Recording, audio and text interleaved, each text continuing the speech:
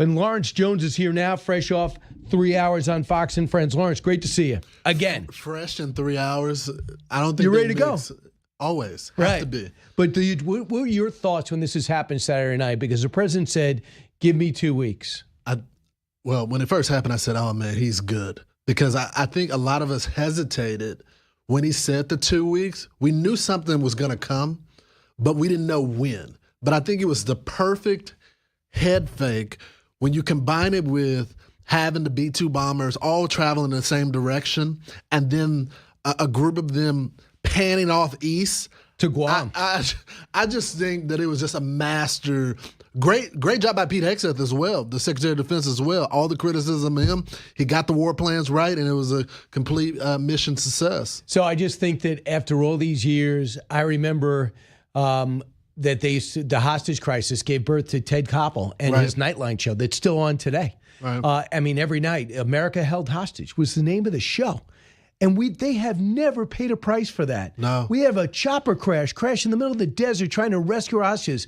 We lose our guys because of Iran. Never paid a price for that. The Kobar Towers, 19 people. The 241 who died in the Marine barracks and the 53 that died on a prior bombing. Hezbollah, financed by Iran, never paid a price for that. This is the first time they're beginning to pay a price. Well, not to mention latest in the last 2 years when Biden was in office, they kept going to our bases as well. Many of those guys I know personally, they had TBIs, and you had the administration that says, oh, it's just a TBI. No, there was no loss of life. I think when you see General Jack King get emotional about this, he felt like finally we had a response to that. The question is, as we advance the story, what is Iran's next move? Will they retaliate? I think they will. Will they go after our bases? I think they will. Will there be some homegrown terror attack linked back there that someone was inspired by the radical Islamic terror? Possibility. But the problem, they only understand strength in that region. Of course. That's what people don't understand. Well, let's talk. Yeah, they look at that as weakness. I wish it was different, but that's it. Now, how does that play in, Lawrence, in your view, of the need to respond muscularly instead of being rational and saying, we have no missile defense, now we have no nuclear program, we've lost 9 scientists have been assassinated, we've lost 12 commanders minimum, and we have an 86-year-old leader. Instead of saying, this is not the time, knowing that they got to show some pride. Well, I think, Brian, you point to the vulnerability that Iran has, but as you noted, it's an ideology. They're radical Islamists. The supreme leader is a cleric. This is not one of those things where you look at the evidence and say, I'm going to change course. It is religious at its core. They hate Israel to their core. They hate America. They hate the West. And, many people have said this is a suicide mission. Okay. Yeah, but that doesn't mean they're going to stop. So I think as it relates to the talks can only be, what is the next phase for Iran? Do they keep the supreme leader, or do they get somebody else that is a little bit more moderate, that is maybe a Muslim, but not a radical Islamist? That's different. This guy believes in Sharia law, meaning he's not going to be an honest broker in a negotiation because they can lie to you if they consider you an infidel. Did you see that one of the strikes that Iran had was at the entrance of the Evin prison? Wow. That famous, horrific prison where a lot of political prisoners are held. Yeah. So if you want the opposition to get out, open up that prison. That's exactly right. Look, there's a lot of people also, Brian, that have said the Shah's son, the late Shah. But I also would caution people on that. There's a lot of Iranians that didn't like the Shah.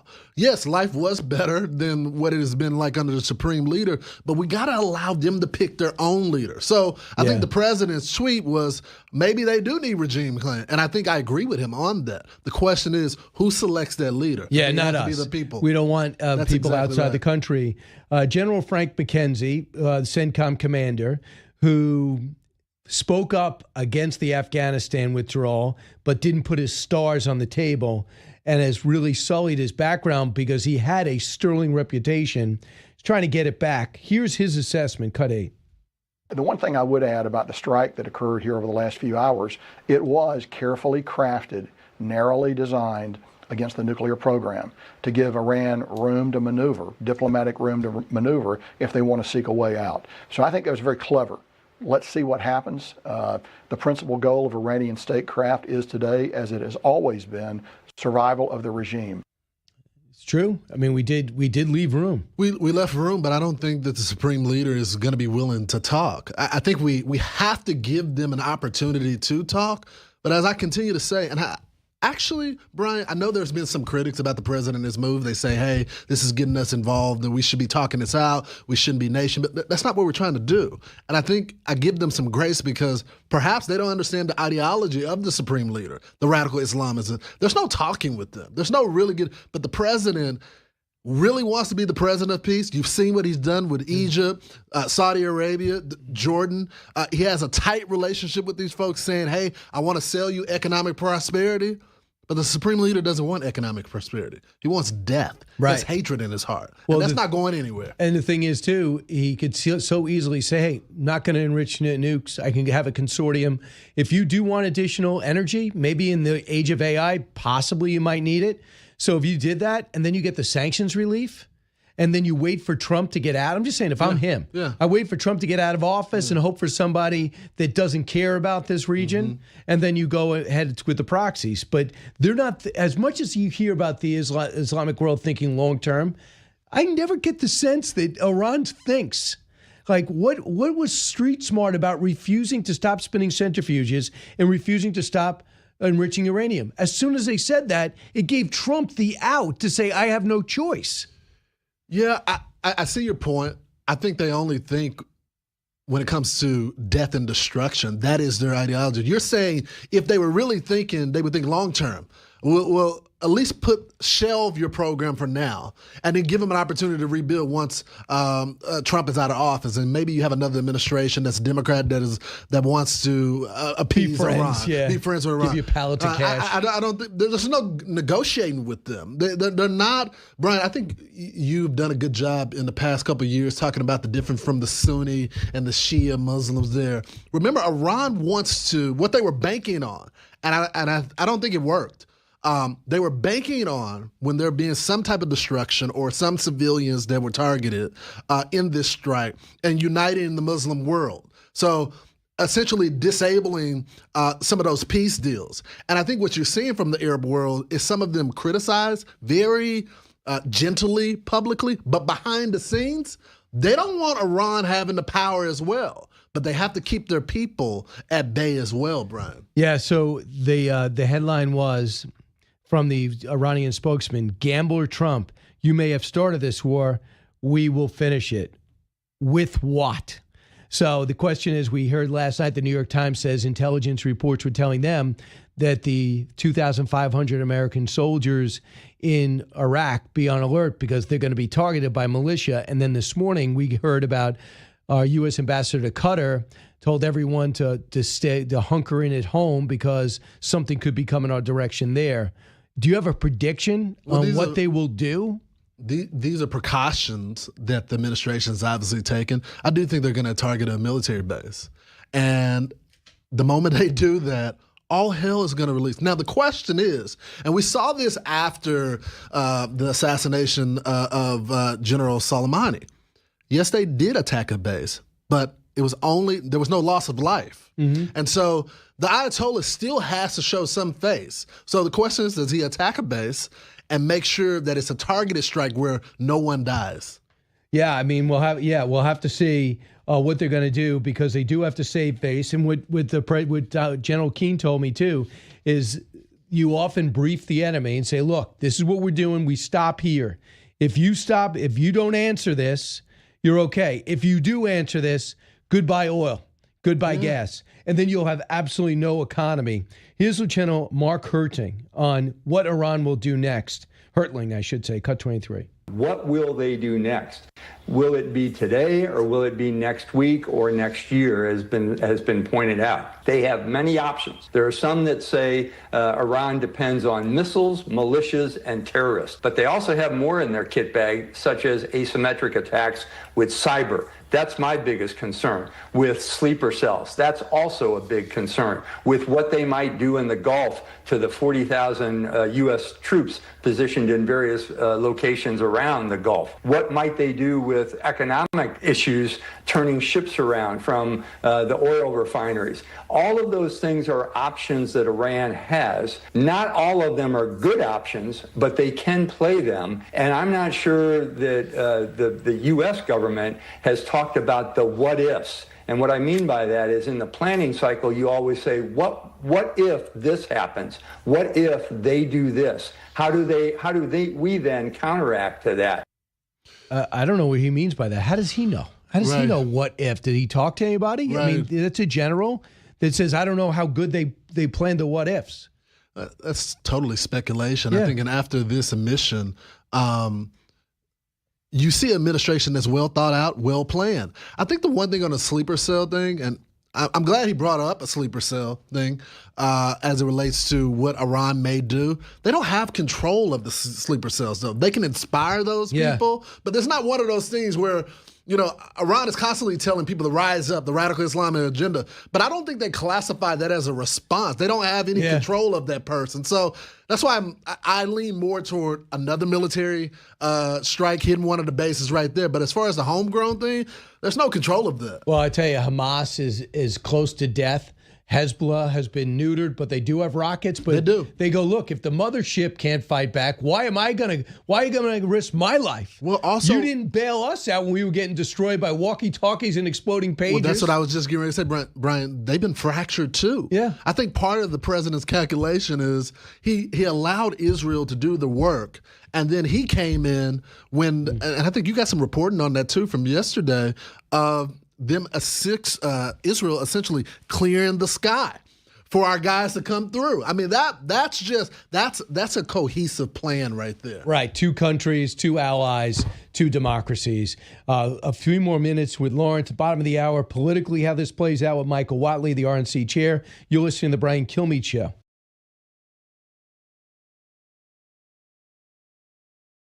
What have we achieved here? We're going to push Iran to now be like Pakistan or North Korea, go in and try to develop a nuclear bomb covertly. We have put more American troops at risk. We're going to spend more resources going and getting more entrenched in the Middle East. And we've created a generation of hate. It's like, can this country learn? Yeah. We keep voting for people for president who say we're not going to get into war, and then they keep getting pushed by the Washington Beltway to get us into this mess. Congressman Ro-Khanna, that's his view. This is not our problem, not our fight, Lawrence Jones.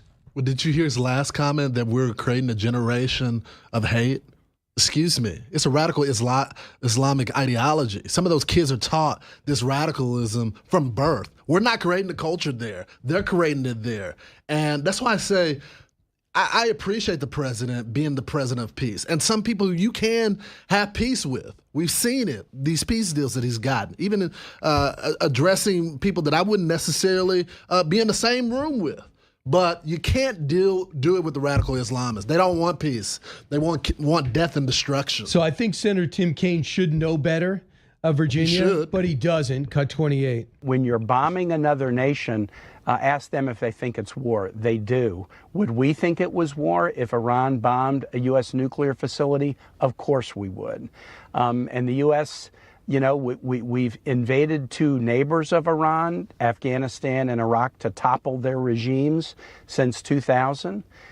Those were wars. Mm-hmm. This is the U.S. jumping into a war of choice at Donald Trump's urging, without any compelling national security interest for the United States to act in this way, particularly without a debate and vote in Congress. Margaret Brennan didn't have a problem with that statement. She didn't have to cut him off like she did Marco Rubio. Also, excuse me, is America calling death, chanting in the military, death to Israel or death to Iran? Like they always try to put us, if they took our nuclear weapon, we're not the ones calling for their destruction. Yeah. We're not the ones going after, did we threaten to assassinate their leader? Actually, Donald Trump called the assassination off. So, and by the way, they're trying, meanwhile, they're trying to assassinate him. So don't try to put us on the same moral playing ground. It's just not accurate. But you know what's amazing? How many Democrats do not think that we are any different from Iran? I mean, to forget not being an exceptional nation, they actually put us on the wrong side of it. And why did we go into Afghanistan? I don't know. Does anyone remember? Why did we go into Iraq? Kind of like they attacked our buildings, right? Saddam Hussein was taking over the Middle East. And if they didn't well up troops, if you remember the Persian Gulf War, around Saudi Arabia, which would have been 60% of the world's oil supply, we probably wouldn't have left Kuwait. We would have probably said, you know what, you could probably keep Kuwait instead. We had to go land, push him back out, and we left Saddam in power. Do we need to revisit all this? Tim Kaine lived all this. Well, that's why it's totally insincere, almost every word he said. It's because Trump did it and Biden didn't. Brian, the anti-American rhetoric that's happening in this country on the college campuses and, countrywide is pervasive. That's why I'm so concerned when we have the little jihadis in the middle of the street saying death to America with Hamas flags, with the Houthi flag, with Hezbollah flags. When we hear from the hostages that there was coordination between the college campuses and Hamas, we can't have those people in the country. We can't have these people educating our kids either. Do you know at Times Square again over the weekend? Times Square, they were protesting for Iran. Yes. So they think that Iran was in the right here. We had no business blowing them up. The Iranians aren't for Iran. Brian, can I go a step further? Mahmoud Khalil is right back on Columbia's campus protesting again, just released from prison. Yeah. And he's back there because it's an ideology. And this is not to be hateful or anything, but you got to know who you're dealing with here. These people are so dug in, they're willing to risk it all for a global intifada. No doubt about it. Lawrence, your prediction on a reprisal. You think it comes this week? I think it's possible.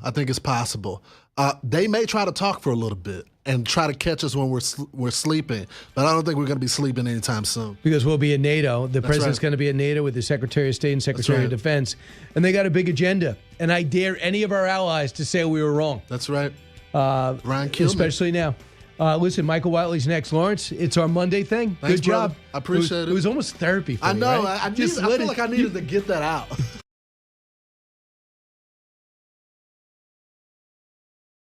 Well, I'll concede this. It was a good week for the neocons in the military-industrial complex who want war all the time. I wouldn't call my side of the MAGA base isolationists. We are exhausted. We are tired from all of these wars, and we're non-interventionists. I mean, this was one of the promises. I mean, are you going to call President Trump's campaign an isolationist campaign?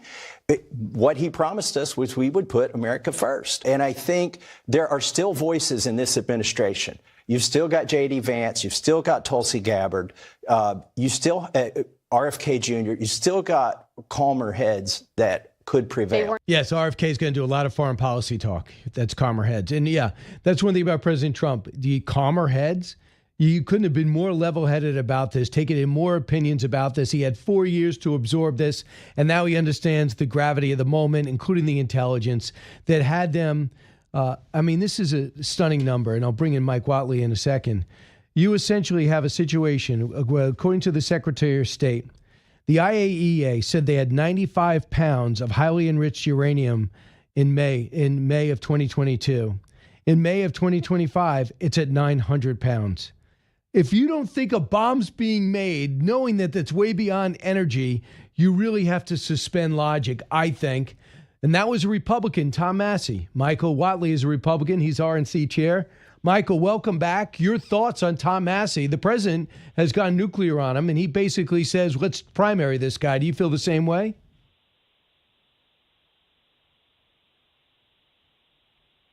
Michael? We just lost him. What a shame. I mean, look. Okay, we got you back. I'm sorry, Todd. Could you start again, Mike? Because we just had a problem with your audio. Yeah. So what we saw in 2024 was President Trump, Republicans in the House, Republicans in the Senate, were elected on an America First agenda. It was about rebuilding our economy, restoring our borders, and making America strong, protecting our interests and our allies around the world. And right now, President Trump is executing on that vision, and taking out Iran's nuclear weapons capabilities is a very important part of that agenda. he's made it very clear that we are not going to allow Iran to develop and deploy nuclear weapons. They are now not going to be able to do that.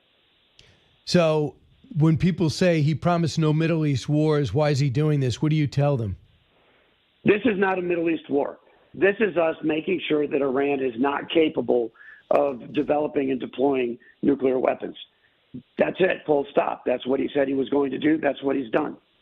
So where do you stand with Tom Massey? Here's more from him criticizing the president's the president bombing those sites. Cut 24. I think I represent part of the coalition that elected President Trump. We were tired of endless wars in the Middle East and tired of wars in Eastern Europe. And we were promised that we would put our veterans, our immigration policies, and our infrastructure first. We haven't been briefed. They should have called us all back. And frankly, we should have debated this War Powers resolution that Ro Khanna and I offered instead of staying on vacation and doing fundraisers and saying, oh, well, the president's got this under control. We're going to cede our constitutional authority. So Congressman Tom Massey, who is his right, he was all for him and Chip Roy were all for DeSantis. And Governor DeSantis is a great guy, fantastic governor. But I hardly think that he was leading the MAGA coalition. No, President Trump has made it very clear that he is not part of the MAGA coalition. Look, the American voters voted for an America First agenda. And the voters of Kentucky are going to have an opportunity to say in the primary coming up whether they want to keep Thomas Massey in the House or not. The fact is, we need right now to get the big, beautiful bill done. The president is moving forward on his agenda, and the president moved on his agenda to keep America safe when he bombed those facilities in Iraq or in Iran. We cannot stand to have Iran as a nuclear power that is capable of delivering nuclear payloads to Israel or to Europe or to America. And I guess that's going to be one of the big stories. The other one is Marjorie Taylor Greene. Were you surprised that she's come out so much against this attack? Well, what I would say is this. Marjorie Taylor Greene has been an ally of the president all the way through. And there is a lot of concern about whether or not the United States is going to put boots on the ground or enter into a long-term war. The fact is the president's made it very clear that is not what we are doing. There is one bombing attack to take out nuclear facilities that is in line with the president's vision of keeping America and our allies safe. So the RNC right now, what has been any type of reaction in terms of fundraising since the bombing took place? I know I was at a live event in Dayton in front of 1,000 people. And when I made the announcement, the place went wild that the bombing took place. Yeah, look, I mean, we're not doing this. The president is not doing this for political considerations at all. And I don't know what the political fallout will be. The fact is, this is the right thing for him to do. Those facilities needed to be obliterated. Those facilities have been obliterated, and we'll let the politics fall out where it will. So looking right now at the other big story, which was last weekend's number one story, and that is the unrest in cities, the No Kings Day. It's caused millions of dollars in damage in California. And now the momentum, they even had a pro-Iran, anti-U.S. rally in New York City. Do those rallies concern you from the political perspective? Forget about the American perspective. Do they concern you? Well, look, certainly there is a group out there that is funding and organizing these rallies. And there is obviously a lot of people that are being paid to organize these, to show up and to pull them together. They are going to generate news. They're going to generate coverage. It's a pretty serious problem, for cities like Los Angeles who have, the threats, the violence that they have seen. I'm very glad that the president took steps immediately to get federal support there for the city of Los Angeles and be able to tamp down the riots that they were having there. But make no mistake about it, this is not organic. This is paid for, this is organized, and that's why we're seeing it all across the country pop up the way that it does. L.A. City Controller Kenneth Mejia said it cost the city $29.5 million, or 92% of LAPD's response to handle all these anti-ICE protesters. 1.4 million relates to the cleanup and property damage, does not include the potential lawsuits. So good luck with that. Terrible mayor, awful governor who'd rather roll out a podcast and a Substack column than run his state.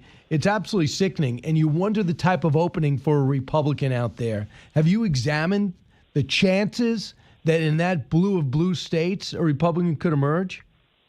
The people of California are ready for a change. I mean, the fact is that you have a governor, you have a senator, you have a mayor, all of the Democratic leadership is fighting harder for violent, criminal, illegal aliens than they are their own constituents. And they're applauding the violence and the riots that are taking place across their cities. The people of California are very ready for a change. What they want is somebody who's going to focus on the issues that affect them and their families and their communities. And I think that there are opportunities for us, you know, whether it's this election or the next election or the next election, that as long as Republicans focus on the voters, the families, the communities all across the country and all across California, we'll have opportunities there. So the big, beautiful bill is moving its way through the Senate. What do you hear people? It's not your job, Michael Whatley, to get it across. But if you want to have a story to tell at the midterms, passing this would tell that story. The Senate parliamentarian rejected the GOP's attempt to limit the court's contempt powers. That's a bit of a setback. And I know you Republicans are wrestling over the SALT deduction. And no one in the Senate wants to give the blue states an ability to write off their high state taxes. But yet there are Republicans in blue states that need it. What do you coach people to do? Yeah, look, we are watching the old Saturday morning cartoon from Schoolhouse Rock on just a bill play out in real time. And you know, there are negotiations that are going on within the House, within the Senate, between the House and the Senate. The fact is, every single Democrat has said that they're going to vote against this bill. This bill has overwhelming public support, extending the Trump tax credits, tax cuts, 80% approval, making sure that we have funding for ICE and to finish the border wall, overwhelming approval, making sure that we have, Iron Dome and pay raises for our troops, overwhelming support. So, you know, we're going to go through our paces. We're going to negotiate the changes that need to be made to the text that was passed by the House. But ultimately, we're going to get it to the president's desk, and we need to get it to the president's desk. This is the agenda that the Republicans ran on in the House and the Senate. They need to get the bill done. So I'm about to watch Senator Fetterman go on with Dana Perino, Democrat from Pennsylvania. And every time he comes on, he just seems to be a common sense guy. He now said this after the attack, and there's very few outside Josh Gottheimer that were in support of it, Democrats. He said, Fetterman says, as I've long maintained, this was the correct move by the President of the United States. Iran is the world's leading sponsor of terrorism, cannot have their nuclear capabilities. I'm grateful for and salute the finest military in the world. When you continue to see statements like this, you wonder how serious you guys should mount an offensive to get him to your party or to get him on a bill like the big, beautiful bill. Has there been an attempt made? Well, there are always conversations that take place. You know, the fact is, a guy like Senator Fetterman should not be a pariah within his own party.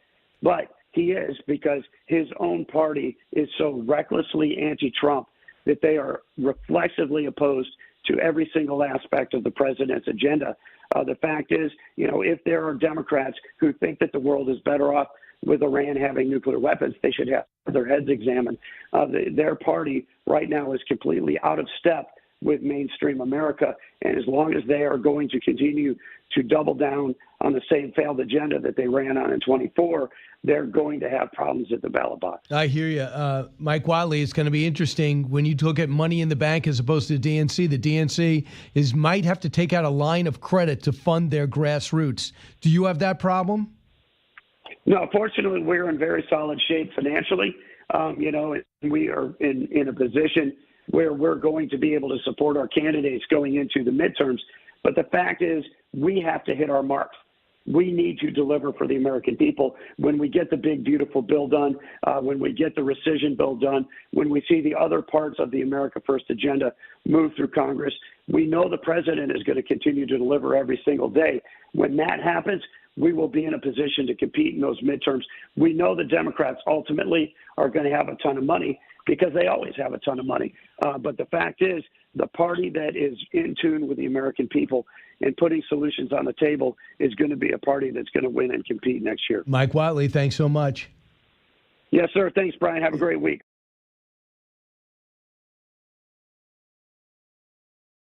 Joining us now is Michael Doran. He's a Hudson Institute Senior Fellow and Director of the Center for Peace and Security in the Middle East, served with Bush 43's White House as Senior Director of National Security Council, where he was responsible for everything in that region, from Syria to Arab-Israeli relations. Michael, welcome back. I thought about a guy like you who's seen so much up close and personal. What are your thoughts about the president's decision?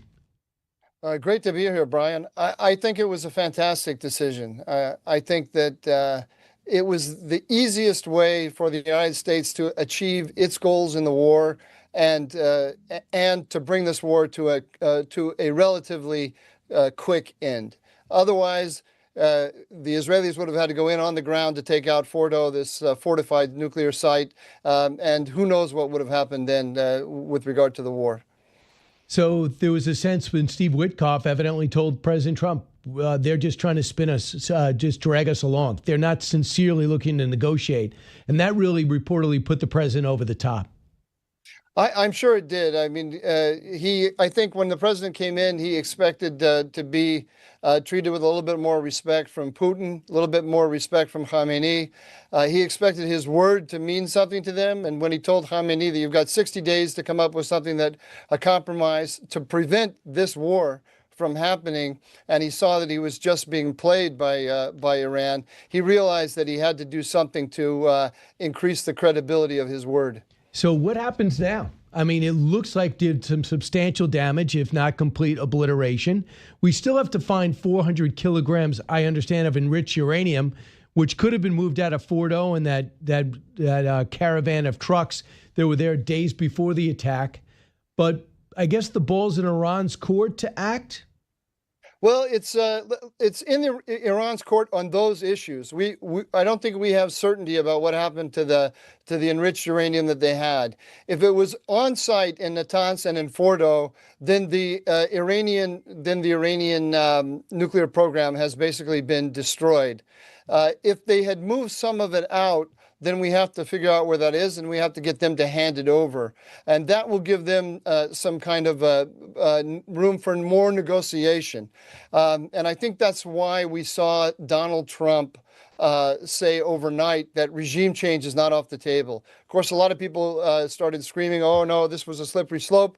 But I think what he's just trying to do is he's trying to say to them, listen, you played me in the negotiations before up till the beginning of the war. I showed you I'm serious. And I'm telling you now, you have more to lose. Don't start playing the same hide the ball game again. I'm not going to play that game at all. And meanwhile, the Israelis have escalation dominance in Iran, which is quite an amazing thing that Israel, so far away and the size of New Jersey, is controlling the skies over Iran.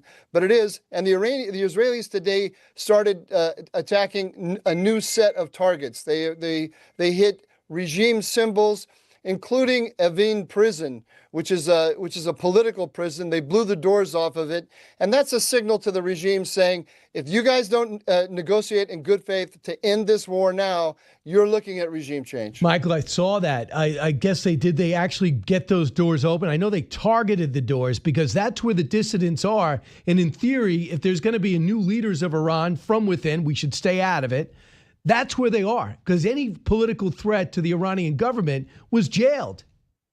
That's exactly right. I don't know if any prisoners got out. I think this was more an act of signaling to the regime than it was an attempt to actually carry out a jailbreak. So, Michael, what's it like? What do your sources say it's like in Israel right now that we've joined forces, yet they're still being rocketed, not as much. They're still being rocketed. The fight's not over. But the fact is we took action. Oh, the Israelis are ecstatic. I mean, look, this, Brian, this is the first time in history, really, that the U.S. and Israel have gone to war together. If you go back to the first Gulf War, 1990, 91, remember Saddam Hussein was shooting Scuds at Israel, and the United States did everything it could to keep the Israelis from getting involved in any way because they thought that association in war with Israel would tarnish the United States in the eyes of its Muslim allies in the Middle East. Now, President Trump is making a wholly different calculation. He calculates that if the United States and Israel are standing together with no daylight between them, that will enhance the reputation of the United States in the eyes of its allies. I tend to agree with him. I think this has been long overdue. But for the Israelis, it's an historic shift. They got rid of an existential threat, the Iranian nuclear program, and they have a new relationship with the United States.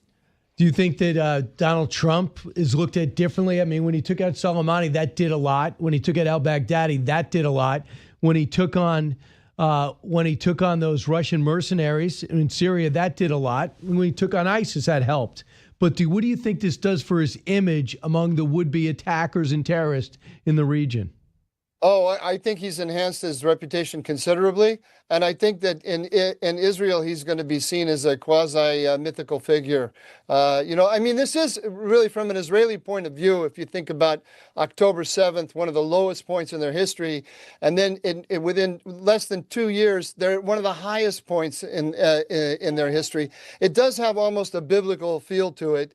And just a few weeks ago, when Donald Trump went to the Middle East, he went to Saudi Arabia and around the Gulf, and he didn't visit Israel. At the same time, he cut a separate deal with the Houthis. At the same time, he was negotiating over the heads of the Israelis with Hamas.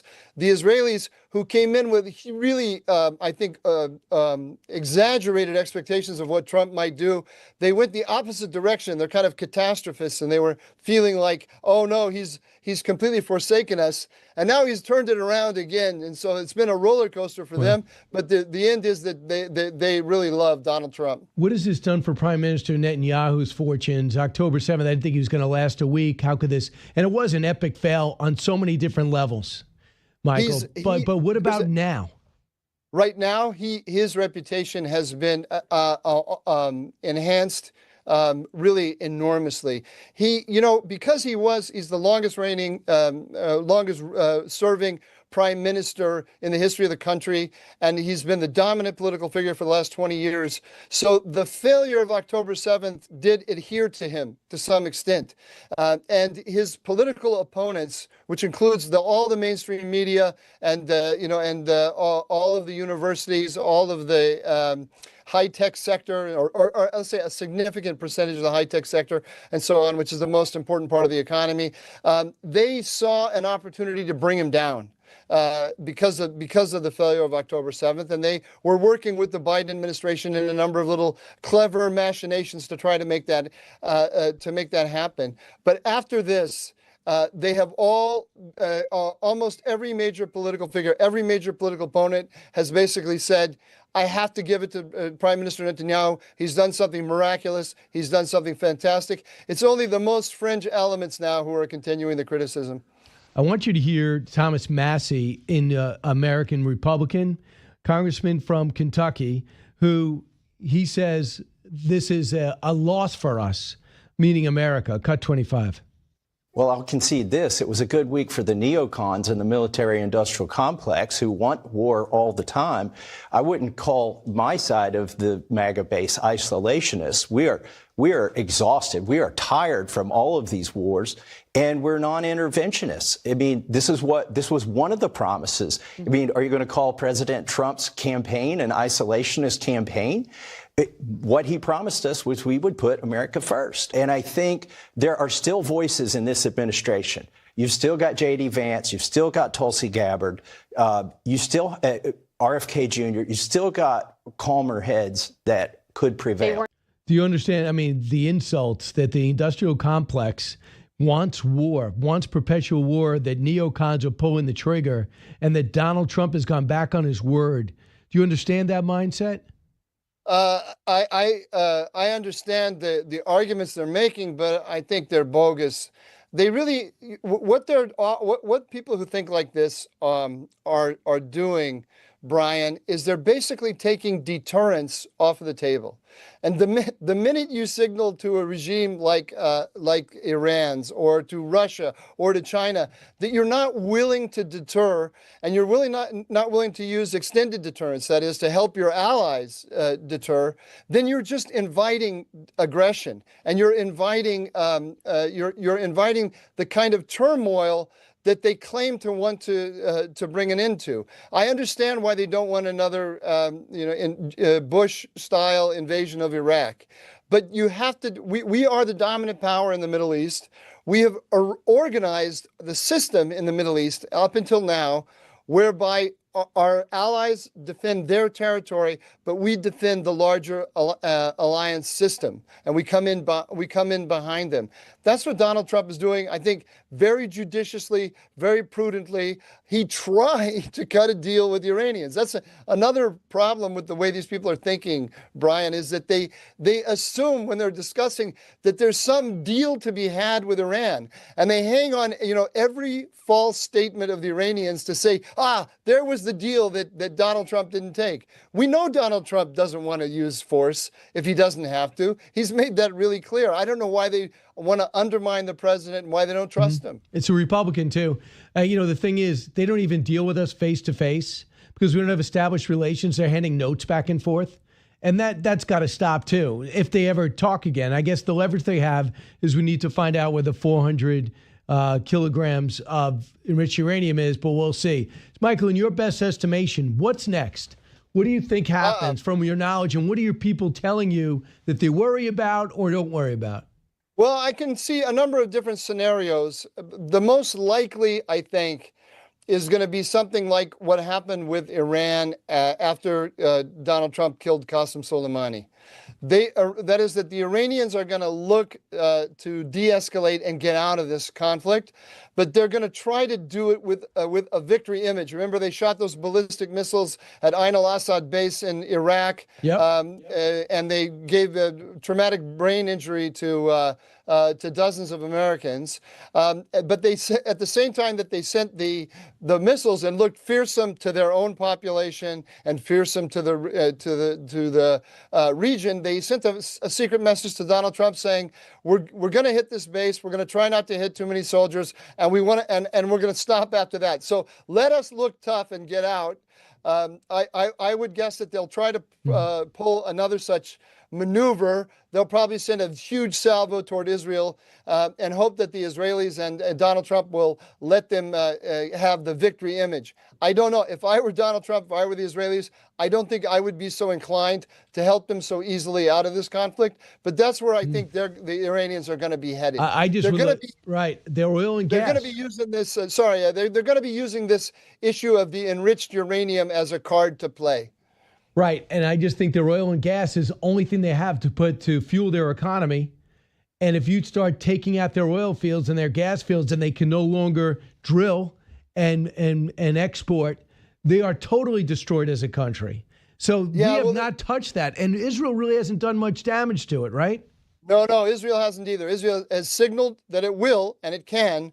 But it hasn't. So there's kind of a Mexican standoff there. The United States and Israel are afraid that Iran will attack the oil fields of Saudi Arabia and the UAE, or will target American soldiers. And so to prevent that escalation on the side of the Iranians, the Israelis have signaled that they could take out all of Iran's oil infrastructure if it isn't careful. I expect that balance to kind of hold. The escalation, de-escalation games that we're going to see are going to be around that. That's my most likely scenario. But we can't rule out the possibility that the Iranians will try to escalate in some significant way, and then all bets are off. All right. Then lastly, what about this Russian threat as he meets with as Putin meets with the foreign minister of Iran, that there's other nuclear nations that are willing to give them nuclear weapons and nuclear technology, including them? Medvedev, who seems to be a cartoon character of late, said it, but Putin hasn't, retracted it.